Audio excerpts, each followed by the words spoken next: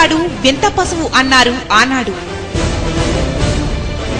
విద్య ఉన్నవాడే వింత పశువు అయ్యాడు ఈనాడు.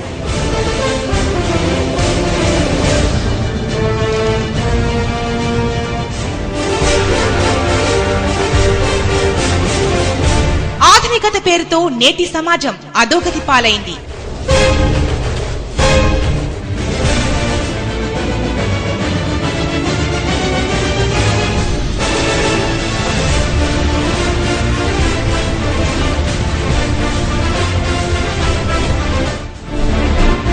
సమస్త విధములైన జ్ఞానముతో ప్రతి మనిషికి బుద్ధి చెప్పవలసిన క్రైస్తవులు ఒకే బైబిల్ను కలిగి 3000 శాఖలుగా ముక్కలై భిన్న బోధలతో భ్రష్టులుగా మారి క్రీస్తు బోధను విడచి ముందుకు సాగుతున్నారు.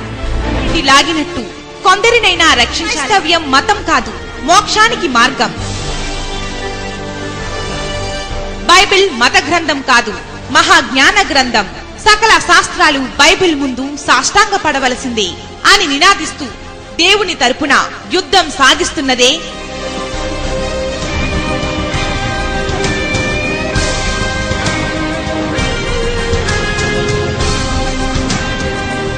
The college of Bible technology Kakinada. Principal O Abraham MD TH. ప్రియమైన వారులారా, మొదటి ఎపిసోడ్ చూసి మీరు స్పందించిన తీరు నన్ను ఎంతో ఆనందపరిచింది. మీ అందరికీ ధన్యవాదాలు చెల్లిస్తున్నాను. అలాగే ఈ రెండవ ఎపిసోడ్లో మీకు ఒక అద్భుతమైన అంశాన్ని మీ ముందు ఉంచాలని నేను ఆశపడుతున్నాను. ప్రపంచానికి యేసు ఒక్కడే శకపురుషుడనే ఒక అద్భుతమైన అంశాన్ని మీ ముందు ఉంచాలని ఆనందపడుతున్నాను. ప్రార్థన చేసుకుందాం.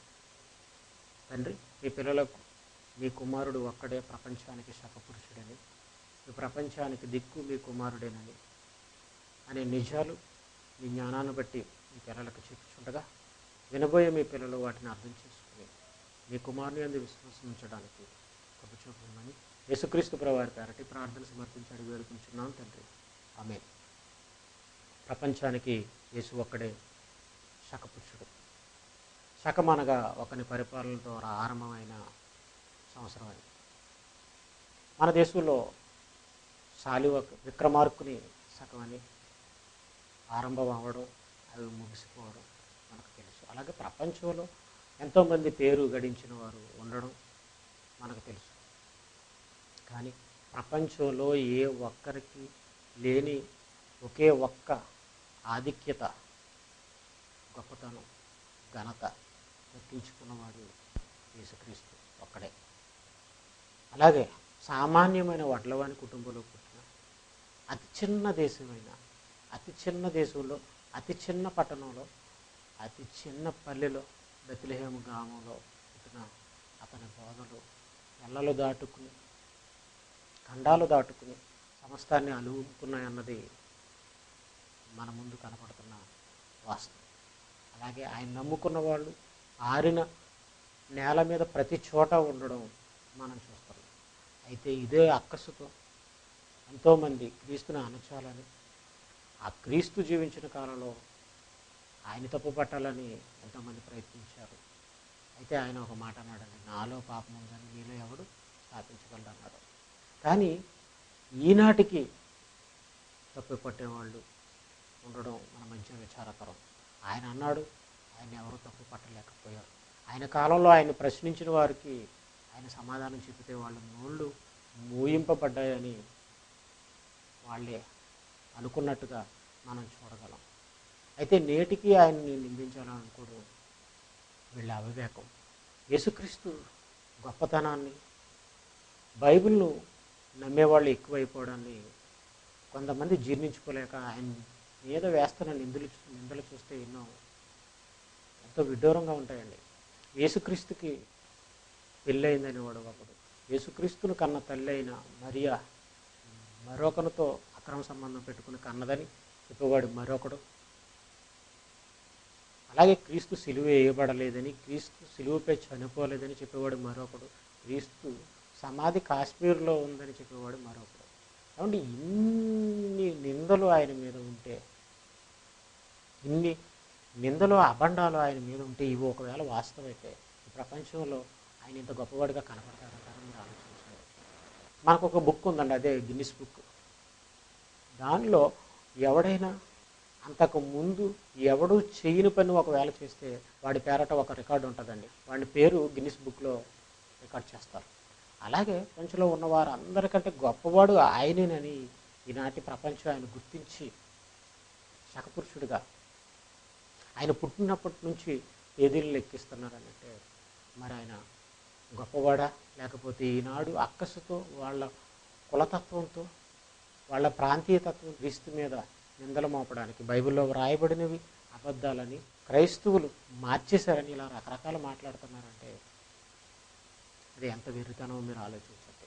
ఒక మాట వాస్తవం, పండ్లున్న చెట్టుకే రాళ్ళ దెబ్బలన్నది వాస్తవం. అలాగే ప్రపంచ ప్రజల పాప విమోచకుడైన, ప్రపంచ ప్రజల్ని రక్షించేవాడైన, రక్షకుడైన యేసుక్రీస్తు మీద ఇన్ని అబండాలు వేయడం మనం చూస్తున్నాం.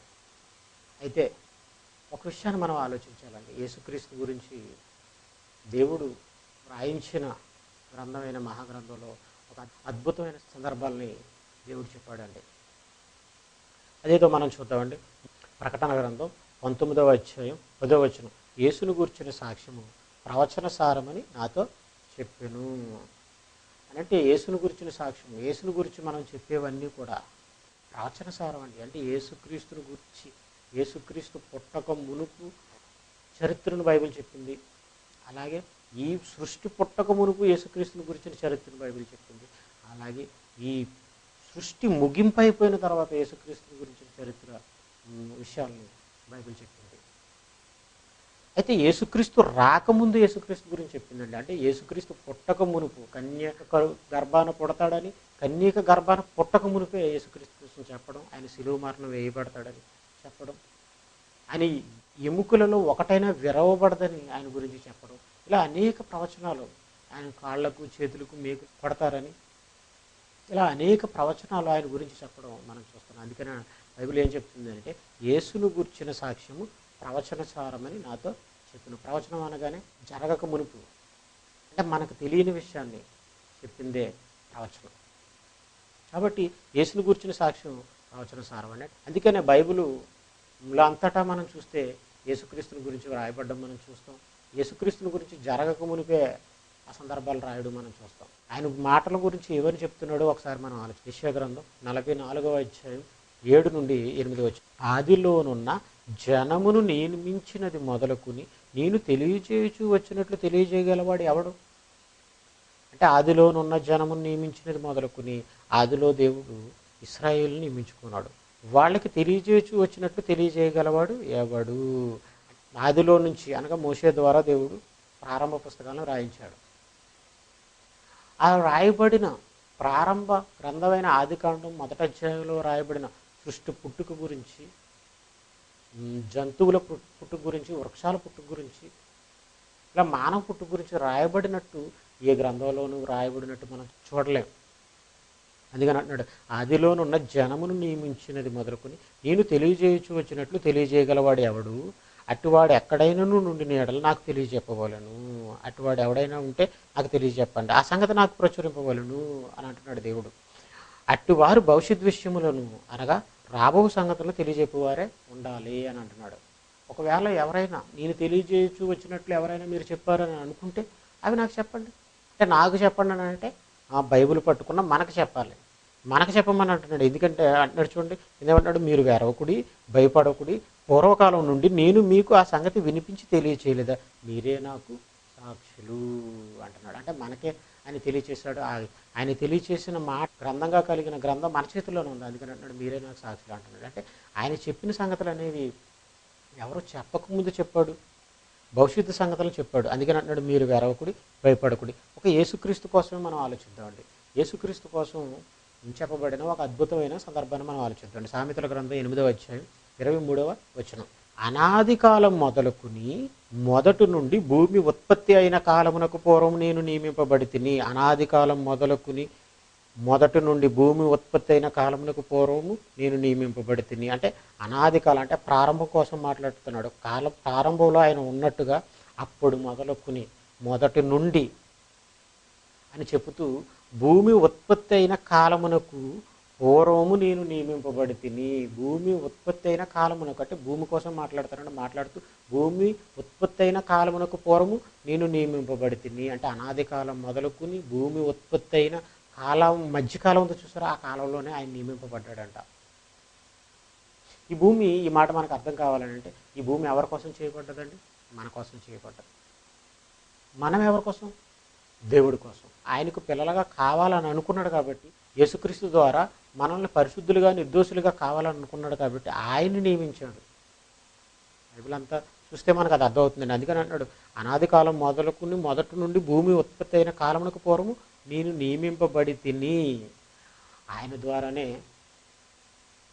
ఈ భూమి కలిగిందండి. కలిగింది ఏది ఆయన లేకుండా కలగలేదు. ఇలా మనం ఆలోచిస్తే ఈ భూమికి దేవునికి మధ్యవర్తి ఆయన యేసుక్రీస్తుగా మనకు కనపడుతున్నాడు. ఎంత గొప్పవాడో మీరు ఆలోచించండి. ఈ విశ్వం గొప్పదని అనుకుంటే, ఈ విశ్వంలో భూమి గొప్పదని అనుకుంటే, ఈ విశ్వానికి, ఈ భూమికి, సృష్టి ప్రారంభానికి ఆయనే మధ్యవర్తి అండి. ఎందుకంటే మీకు అర్థం కావాలంటే యోహాను సువార్త 1వ అధ్యాయం 2వ వచనాన్ని చూసుకుందామండి. ఆయన ఆది యందు దేవుని యొద్ద ఉండెను. ఆయన ఆది యందు దేవుని యొద్ద ఉండెను అంటే ప్రారంభంలో, కాల ప్రారంభంలో సమస్తమును ఆయన మూలముగా కలిగెను. సమస్తము, భూమ, మరొకటి ప్రతిది కూడా సమస్తం ఆయన మూలముగా కలిగెను.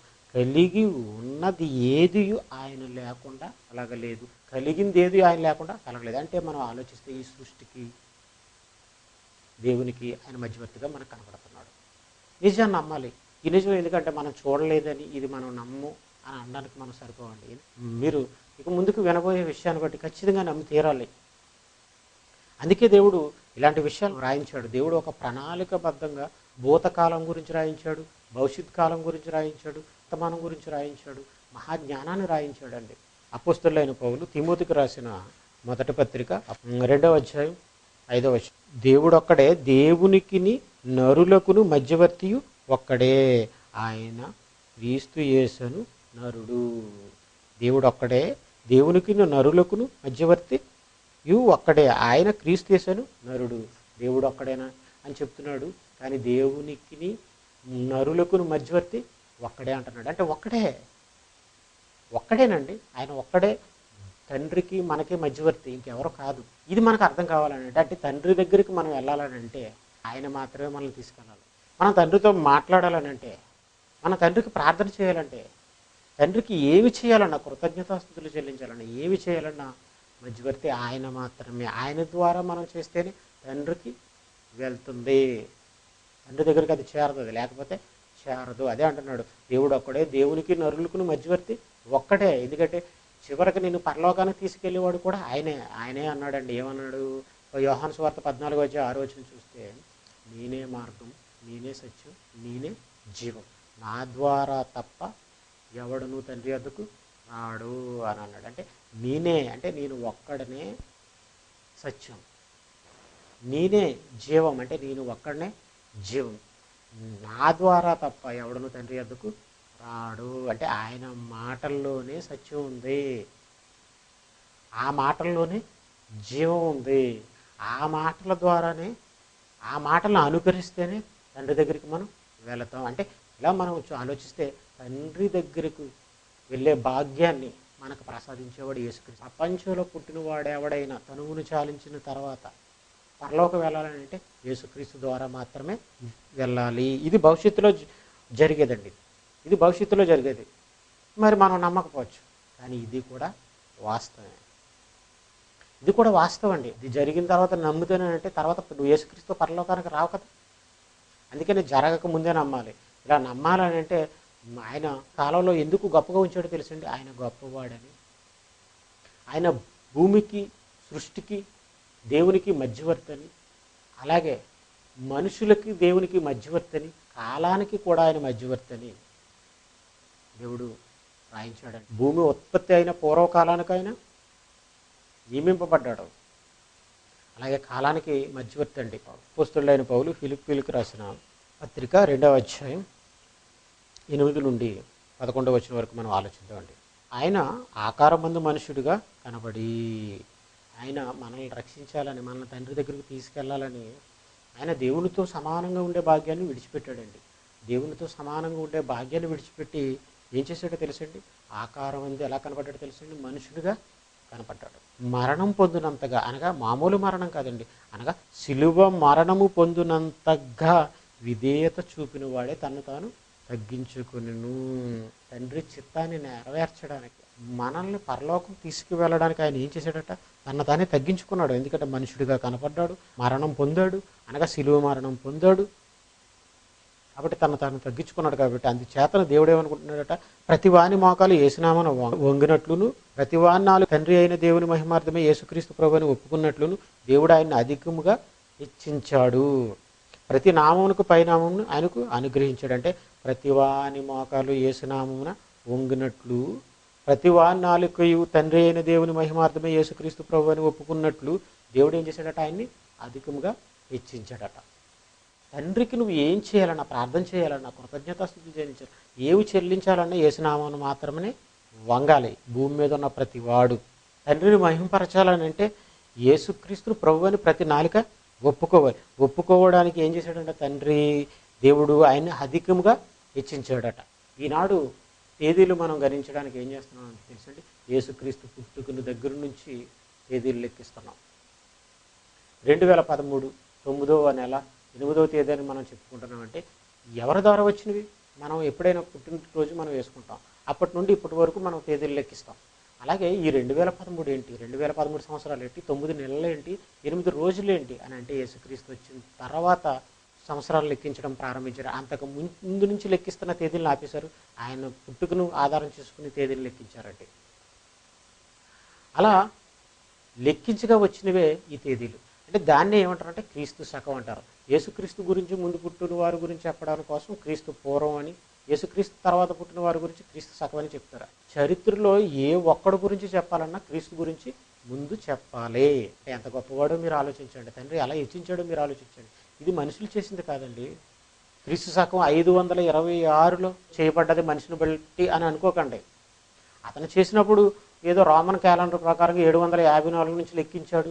ఆలోచించకండి. ఎందుకంటే దేవుడు ఏ దినాల్ని ఆచరించకూడదని తేదీలు ఆయన రాయించలేదండి. ఏదేమైనప్పటికీ ప్రపంచంలో ఆయన శకపురుషుడిగా ఉండాలన్నది, ప్రపంచంలో అందరికంటే గొప్పవాడని ఆయన మనకు ఉంచడానికి హెచ్చించాడని మనం తెలుసుకోవడానికి దేవుడు ఆయన శకపురుషుడిగా ఉంచాడండి. నీవెవరని నిన్ను అడిగినప్పుడు, నువ్వు చెప్పినప్పుడు వాళ్ళు అర్థం చేసుకోకపోతే, మీరు మీ కుటుంబంలో పేరు గడించిన వారి గురించి చెప్తే వాళ్ళు అర్థం చేసుకుంటారు. అలాగే ఈ చరిత్ర గురించి, ప్రపంచ చరిత్ర గురించి చెప్పేటప్పుడు క్రీస్తుకు ముందు పుట్టిన వారి గురించి చెప్పేటప్పుడు క్రీస్తు పూర్వం అని చెప్తారు. క్రీస్తుకు తర్వాత పుట్టిన వారి గురించి చెప్పేటప్పుడు క్రీస్తు శకమని చెప్తారు. అంటే ఈ ప్రపంచంలో క్రీస్తుకు ముందు పుట్టిన వారందరికంటే గొప్పవాడు ఎవరు? యేసుక్రీస్తేనండి. క్రీస్తు తర్వాత పుట్టినవారు ఎంతమంది గొప్పవాళ్ళని ప్రపంచం చేత అన్నా గొప్పవాడు యేసుక్రీస్తేనండి. ఎందుకంటే వాళ్ళ పేరు చెప్పాలంటే ముందు యేసుక్రీస్తు పేరు చెప్పాలి. అసలు వాళ్ళు పుట్టిందే యేసుక్రీస్తు పుట్టిన తేదీలలో. కాబట్టి ఆయన అందరికంటే హెచ్చుగా హెచ్చించాడు. కాబట్టి శక్పురుషుడిగా ఈనాడు ఆయన ప్రపంచం ముందు కనపడుతున్నాడు. ప్రపంచానికి యేసు ఒక్కడే శక్పురుషుడిగా కనపడుతున్నాడు. కాబట్టి తప్పనిసరిగా యేసుక్రీస్తును అంగీకరించాలి. యేసుక్రీస్తు మాటలు మనకు శిరోధార్యం. ఎఫెసీయులకు రాసిన పత్రిక 1వ అధ్యాయం 20-21 వచనాలు. ఆ బలాత్యము చేత క్రీస్తును మృతుల్లో నుండి లేపి సమస్తమైన ఆధిపత్యము కంటెను. మృతుల్లో లేపినప్పుడే రోమన్ సైనికుల్ని నిరాయుధులుగా చేసేసాడు. రోమన్ ప్రభుత్వాన్ని నిరాయుధులుగా చేసేసాడు, పనికిరానిదిగా చేసేసాడు మృతుల్లో నుండి లేచినప్పుడే. అదే అంటున్నాడు, ఆ బలాతిశయము చేత క్రీస్తును మృతుల్లో నుండి లేపి సమస్తమైన అధికారము కంటేను, సమస్తమైన ఆధిపత్యము కంటేను, శక్తి కంటేను, ప్రభుత్వము కంటేను ఈ యుగమునందు మాత్రమే కాక, అంటే ఆ కాలంలో ఉన్న ఆధిపత్యం, ఆ కాలంలో ఉన్న అధికారం, శక్తి, ప్రభుత్వం అని కాదండి, ఈ యుగమునందు మాత్రమే కాక రాబో యుగమునందును పేరు పొందిన ప్రతి నామము కంటే ఎంతో హెచ్చుగా పరలోకమునందు ఆయనను తన కుడిపార్శ్వమున కూర్చుండ పెట్టుకుని ఉన్నాడు. రాబో యుగమునందు పేరు పొందిన ప్రతి నామము కంటే. తర్వాత కాలంలో పేరు పొందిన వాళ్ళు వస్తారా? వస్తారు. కానీ వాళ్ళకంటే పేరు పొందిన వాడిగా ఎంత హెచ్చుగా ఈరోజు మన దేశం అత్యుత్తమ పురస్కారాలని ఇస్తుంటుంటారు. పద్మవిభూషణ్, పద్మభూషణ్, భారతరత్న, లేకపోతే ఆస్కార్ అవార్డు, ప్రపంచం చేత గుర్తింపు పొందడానికి ఆస్కార్ అవార్డు, ఇలాంటి పురస్కారాలు ఇస్తారు. కానీ ఏ ఒక్కనికి దక్కని ఒకే ఒక్క పురస్కారం. ఆ పురస్కారాలు ఎంతోమందికి వచ్చాయి. ఇలా ఇచ్చిగా చేశారని తండ్రి చెప్తున్నాడు. దీన్ని ఎవరైనా కాదనగలరా? దీన్ని ఎవరైనా కాదనగలరా? పోనీ ఎవరైనా ప్రపంచానికి యేసుక్రీస్తు సకపరుషుడుగా ఉండకుండా ఏ ప్రభుత్వమైనా చేయగలదా? చేయలేరు. ఎందుకో తెలుసా? అలా చేసింది దేవుడు కాబట్టి. దేవునికి వ్యతిరేకంగా ఎవడు ఏమి చేయలేడు. ఏ ప్రభుత్వమైనా ఒకవేళ చేయాలనుకుంటే ఆ ప్రభుత్వమే కూలిపోద్ది. ఇది బైబిల్ మాట. కాబట్టి ప్రపంచానికి యేసు ఒక్కడే శకపురుషుడు. ఖచ్చితంగా నమ్మి తీరాలి. ఎందుకు ఇది దేవుడు ఎందుకు హెచ్చుగా ఉంచానన్నాడు, ఎందుకు పేరు పొందిన ప్రతి నామాన్ని ఇచ్చానన్నాడు, ఎందుకు ఇచ్చాడో తెలుసండి? ఆయన గురించిన విషయాలని నువ్వు నమ్మాలని. ఆయన భూమి పుట్టక ముందే ఉన్నవాడని, ఈ సృష్టిని అంతటిని చేసిన వాడని, సమస్తాన్ని. అలాగే మనల్ని తండ్రి దగ్గరికి తీసుకెళ్ళే ఏకైక దిక్కని నువ్వు ఖచ్చితంగా నమ్మాలి. అందుకే ఆయన ఈ చరిత్రలో ఆయన శకపురుషుడిగా ఉంచాడు. ఏదో ఆయన విదేశీయుడనే ఒక మాటతో విదేశాల్లో పుట్టాడని ఒకే ఒక కారణంతో ఆయన తృణీకరిస్తే నువ్వు పరలోకానికి కోల్పోతావు. విదేశాల్లో పుట్టిన శాస్త్రవేత్తలు ధృవీకరించిన సిద్ధాంతాలను ఈ దేశంలో ఆయా దేశాల్లో మరి పాఠ్యపుస్తకాల్లో చేర్చుకుని వాటిని విద్యను అభ్యసించట్లేదా, వాటిని డిగ్రీలుగా పొందట్లేదా? అంటే విదేశీ సబ్బు అయితే కావాలి, విదేశీ బట్టలు అయితే కావాలి, విదేశీ విద్య అయితే కావాలి, విదేశీ దేవుని జ్ఞానం అయితే విదేశాల్లో ఉందని దేవుని జ్ఞానం అయితే వద్దా? ఈ ప్రపంచానికి ఆధ్యాత్మిక వెలుగును పంచేది బైబిల్ ఒక్కటే. ఈ ప్రపంచాన్ని తండ్రి దగ్గరికి తీసుకెళ్లేది యేసుక్రీస్తు ఒక్కడే. ఈ ప్రపంచానికి, ఈ బాహ్య ప్రపంచానికి వెలిగించేది సూర్యుడు ఒక్కడే. ఆయన ఎక్కడ ఉదయిస్తాడో తెలుసా? తూర్పు దిక్కును ఉదయిస్తాడు. మొట్టమొదటగా జపాన్ దేశంలో ఉదయిస్తాడు. జపాన్ దేశంలో ఉదయించాడు కాబట్టి మా దేశంలోనికి వద్దని అంటావా? వద్దనంటే నువ్వు చీకట్లోకి వెళ్ళిపోగలవా?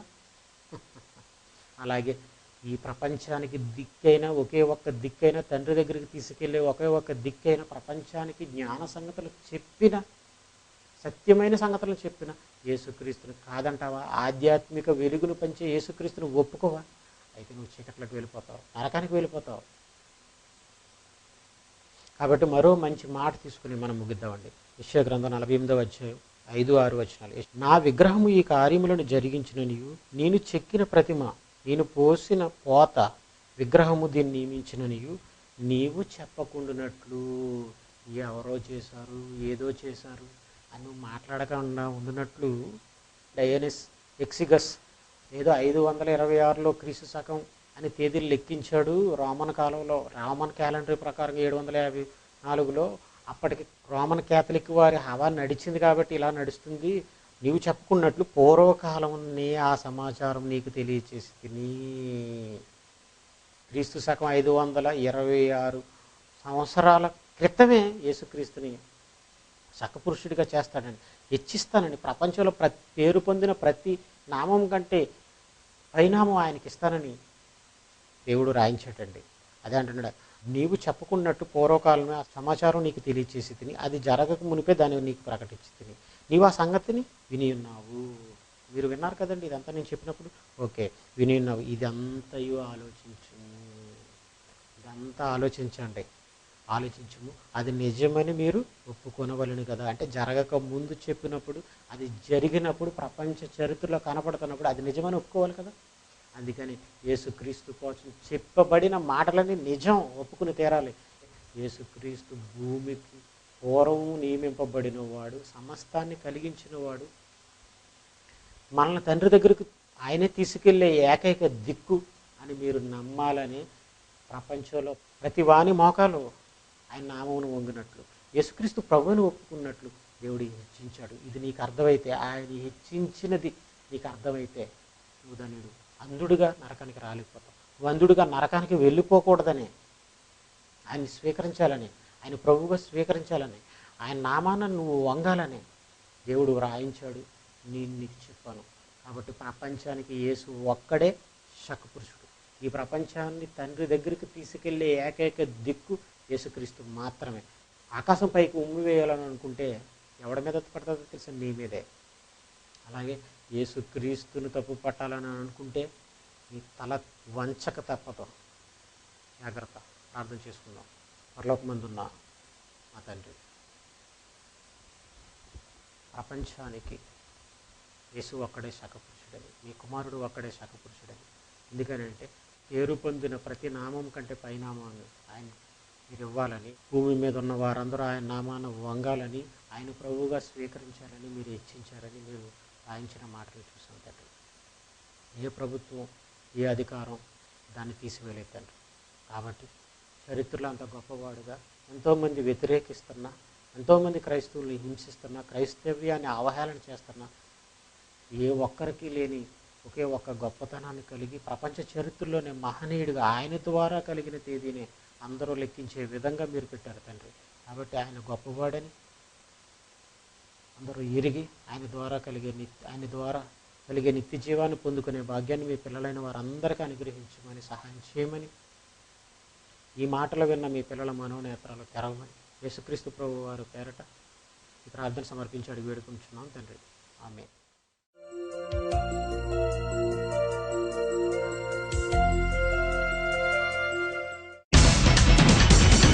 ప్రతి మనిషికి ఇచ్చేది పురస్కారమే, మంచి మనిషికి ఇచ్చేది పద్మ విభూషణ్, మనిషి నటనకిచ్చేది ఆస్కారు అవార్డే, జాతి గౌరవించిచ్చినది భారతరత్నే, ఏ మనిషికి ఇవ్వనిది ఈ పురస్కారమే. శకపురుషుడు, యుగ పురుషుడు, ప్రపంచానికే యేసు ఒక్కడు. శకపురుషుడు, యుగ పురుషుడు, ప్రపంచానికే యేసు ఒక్కడు.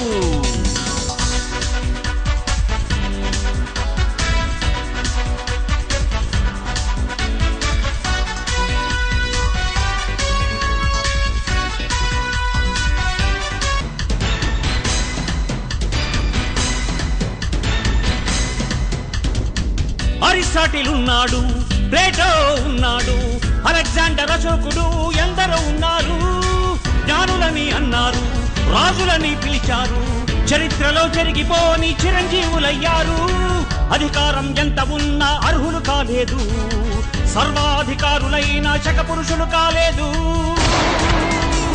క్రీస్తే శకపురుషుడు, క్రీస్తే యుగ పురుషుడు, ప్రపంచానికే యేసు ఒక్కడు.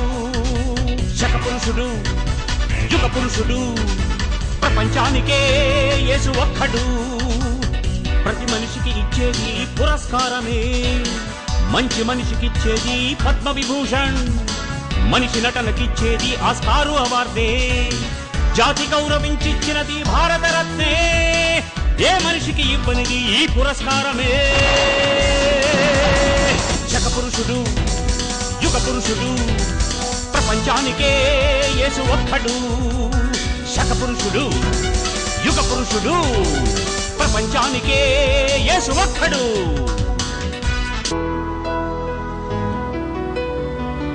పరిచారం చేశాడు, ప్రజల మధ్య ఉన్నాడు, పాపులకై ప్రాణం పెట్టి రక్షకుడే అయినాడు.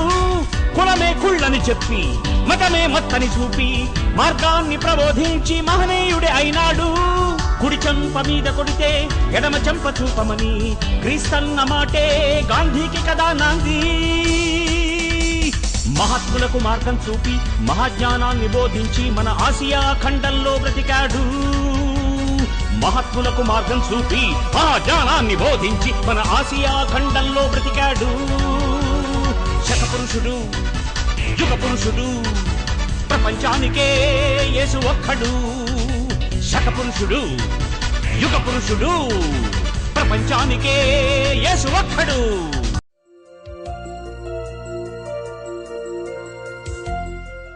కాకినాడ సర్పవరం చేపల మార్కెట్ వద్ద శెట్టిబల్జిపేట. సెల్ 9948011871. ఉచితముగా బైబిల్ ని పాఠ్యాంశాలుగా బోధించబడును. సమయం ప్రతి ఆదివారం 5 గంటల నుండి 7 గంటల 30 నిమిషాల వరకు.